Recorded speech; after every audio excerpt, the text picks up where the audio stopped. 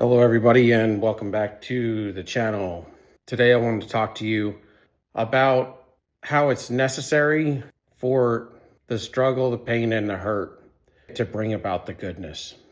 So let's jump in.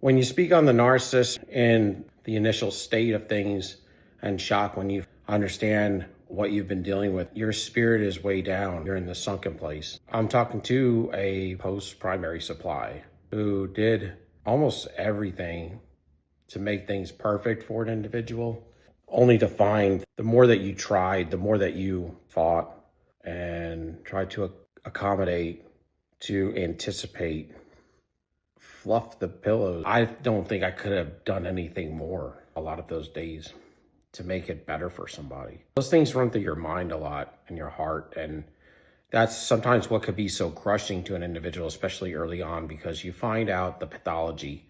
And the pathology is the basic framework of not what you think or maybe what you see or what you've heard, but how they actually believe and how they think. For real. Several subscribers have written their heart was crushed. They try to wrap their head around how evil and sinister this could be. You don't think like that. And I don't think like that. You know that stuff's out there. There are certain sensations we have, a lot of people don't. We are really good readers and understanding of life. Now with the narcissist, because you were brought up a certain way, you can't shake a generational curse. It doesn't matter how smart or intelligent you are with others. When you're around that spell, before you break it, you're susceptible to it. And you're going to fall under it until you wake and break that curse. Breaking chains in your brain, really. This world is built on free will. It's free will because even if you have a problem out here, nobody could take in here. Then that's what makes this world free will. And again, that gets to your innateness. How tough are you? How resilient are you? How vigilant are you? How much of a truth seeker are you or is in you? Into the fibers that are intertwined with your spirit. I'm here to help you heal, to help you understand the pathology from a spiritual standpoint, but I'm also here to push you and to build you up, to lift you up, because I don't think people do that enough. There's a lot of cold people in the world, and the world is built on lust and greed and theft and power and control. I don't want those things, and I'm not here to do that. What I wanted to say is, as much as you are very keen and intelligent, you're born into a generational curse. It's a generational curse because somebody opened these doors in your past 4 generations. And because of that, your genetic bloodline has to deal with the repercussions. God will visit his people all the way down to the 3rd and the 4th generation. Their sons and daughters would hate me, not even knowing why. We fall into that category. We didn't do anything. It's a test. The narcissist is a test. And when you choose the narcissist, you start failing right away. It's not like you're just going to fail in your next life or something. You'll be going there maybe with all of your potential fruits and gifts and things that you could have done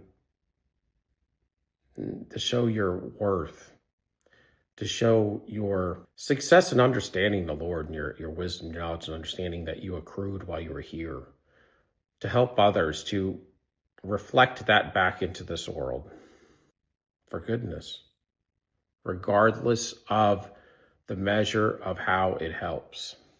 See, here's the thing, you're a witness to the Lord here. When walking in good, you will succeed and you will bear good fruit. You'll be connected to the vine as a branch. And when you're connected to the vine, divine, and you bear your fruit, and it starts with love. And that's why love is so important. Love is the most powerful thing in this world system. And it's the most powerful thing anywhere. If God is love, then love is it. If love is it, then why do you want to be with the narcissist?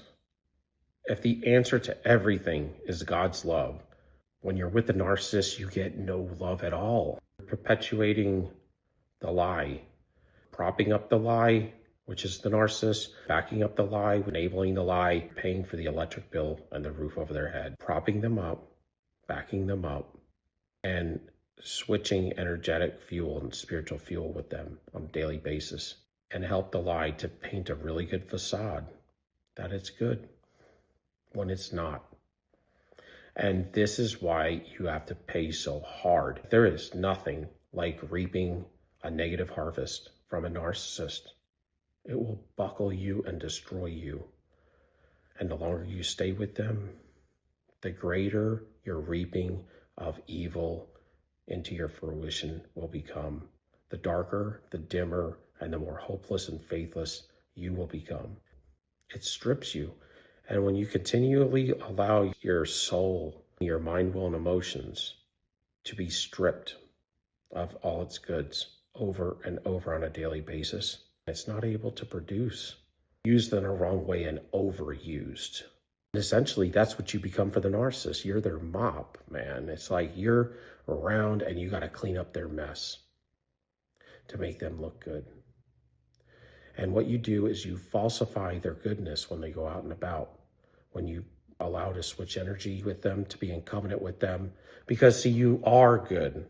Innately, you're good. So when people see you and they see you with the narcissist, they're like, that person right there, I know they're good because I've vetted them. I've known them for years. They're a good individual. But then they're going to vet the narcissist right away. They're going to give them their stamp of approval because they're with you and you have clout. Your clout is something that you build. It's your integrity, your relationships, your hard work. It shows, and your goodness, that people that know you, they know your clout, what you're known for.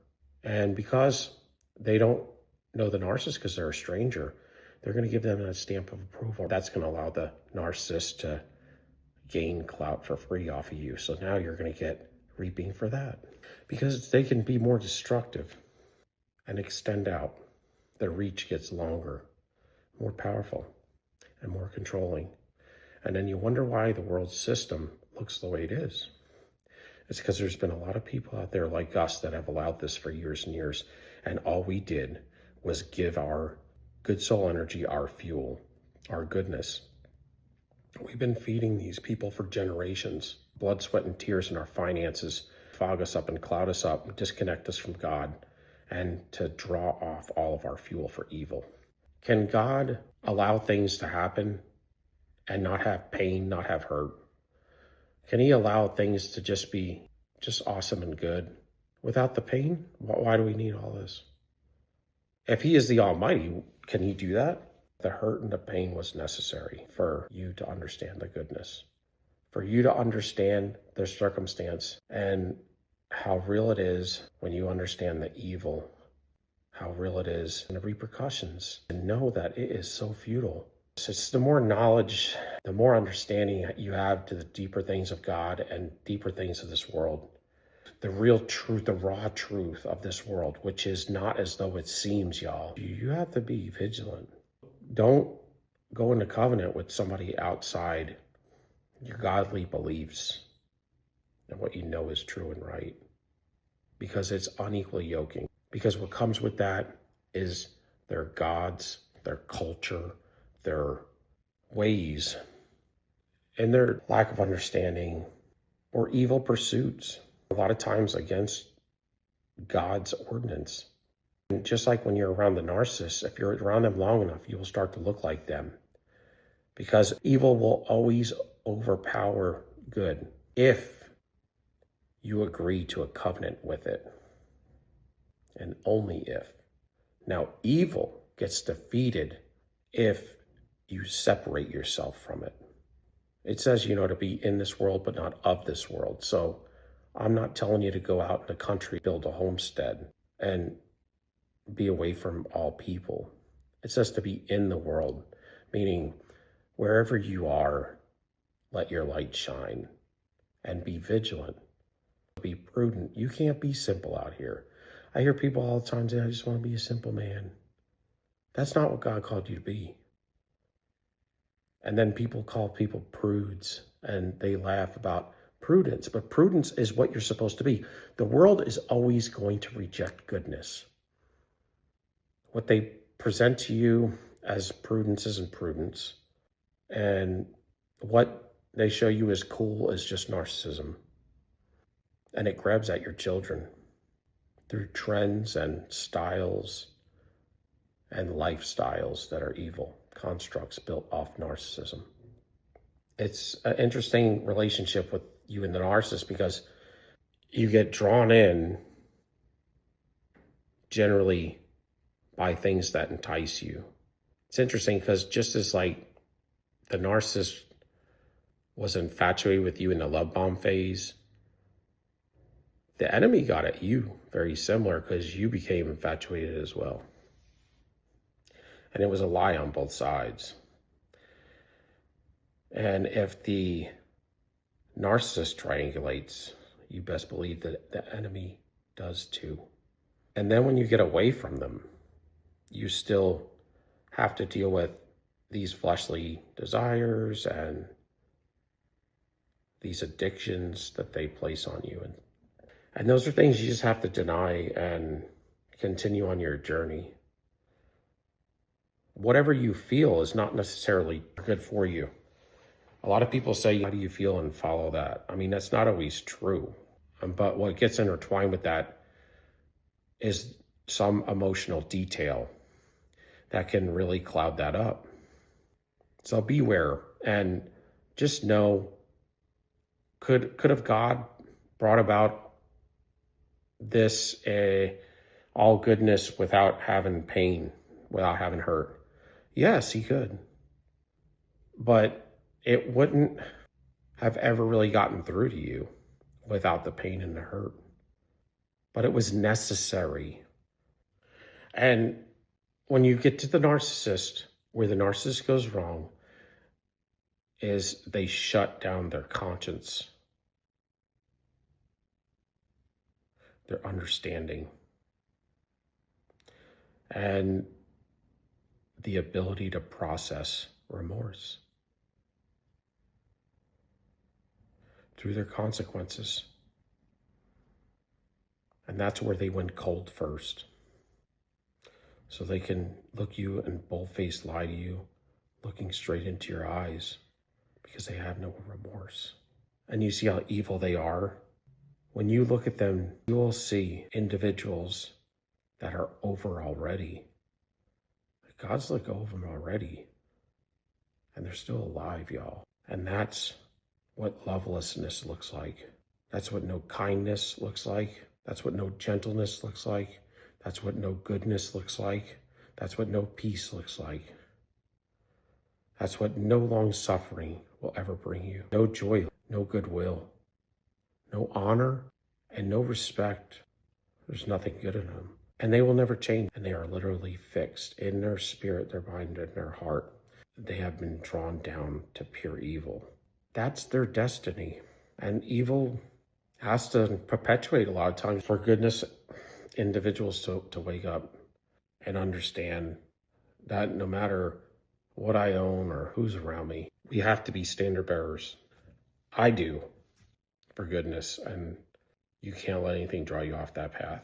So could God bring about goodness and not have the pain and the hurt? Yes, but the pain and the hurt was necessary for you to understand the goodness. So if you can give me a like, subscription, and thumbs up, I'd love y'all. Till next time, peace, be out.